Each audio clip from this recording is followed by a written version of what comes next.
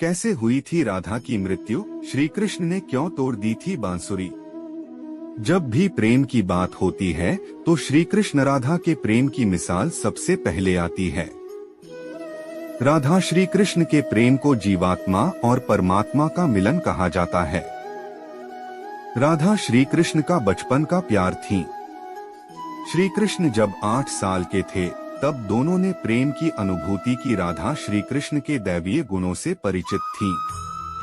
उन्होंने जिंदगी भर अपने मन में प्रेम की स्मृतियों को बनाए रखा। यही उनके रिश्ते की सबसे बड़ी खूबसूरती है। कहा जाता है कि श्री कृष्ण को केवल 2 ही चीजें सबसे ज्यादा प्रिय थीं। ये दोनों चीजें भी आपस में एक दूसरे से गहराई से जुड़ी हुई थीं, बांसुरी और राधा। कृष्ण की बांसुरी की धुन ही थी जिससे राधा श्री कृष्ण की तरफ खींची चली गई। राधा की वजह से श्री कृष्ण बांसुरी को हमेशा अपने पास ही रखते थे। भले ही श्री कृष्ण और राधा का मिलन नहीं हो सका, लेकिन उनकी बांसुरी उन्हें हमेशा एक सूत्र में बांधे रही।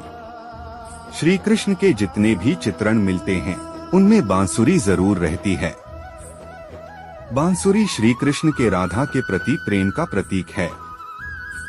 वैसे तो राधा से जुड़े कई अलग अलग विवरण मौजूद हैं, लेकिन एक प्रचलित कहानी है।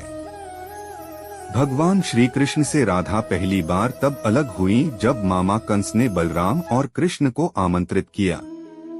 वृंदावन के लोग यह खबर सुनकर दुखी हो गए। मथुरा जाने से पहले श्री कृष्ण राधा से मिले थे। राधा कृष्ण के मन में चल रही हर गतिविधि को जानती थी। राधा को अलविदा कह कृष्ण उनसे दूर चले गए।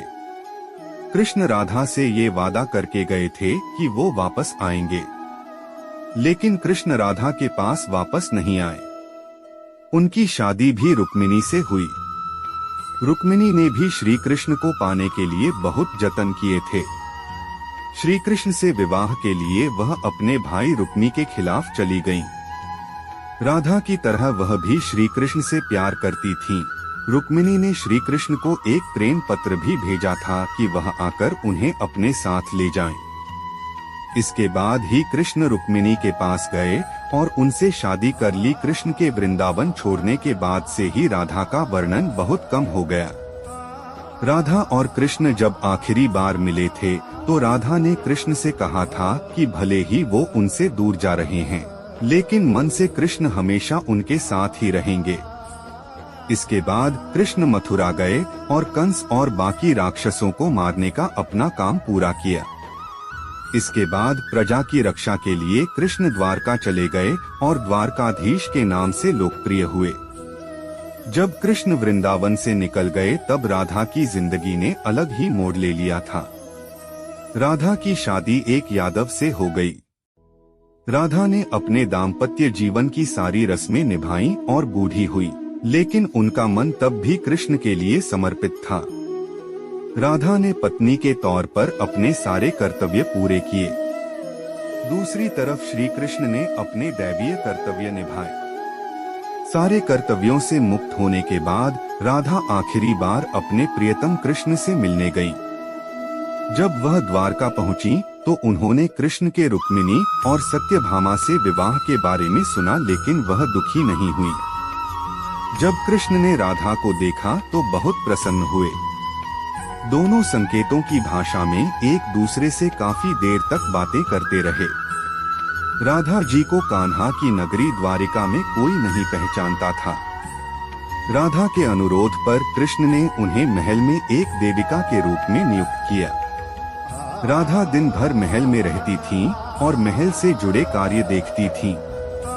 मौका मिलते ही वह कृष्ण के दर्शन कर लेती थीं।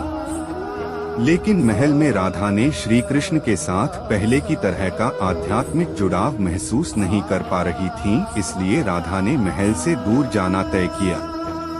उन्होंने सोचा कि वह दूर जाकर दोबारा श्री कृष्ण के साथ गहरा आत्मीय संबंध स्थापित कर पाएंगी। उन्हें नहीं पता था कि वह कहाँ जा रही हैं, लेकिन भगवान श्री कृष्ण जानते थे।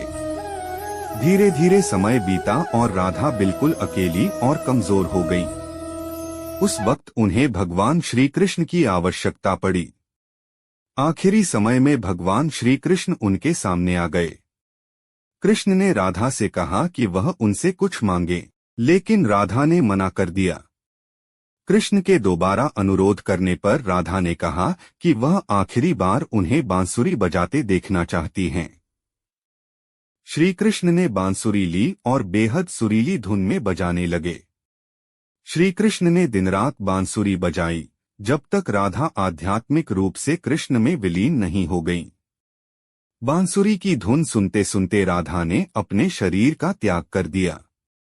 हालांकि भगवान कृष्ण जानते थे कि उनका प्रेम अमर है, बावजूद वे राधा की मृत्यु को बर्दाश्त नहीं कर सके।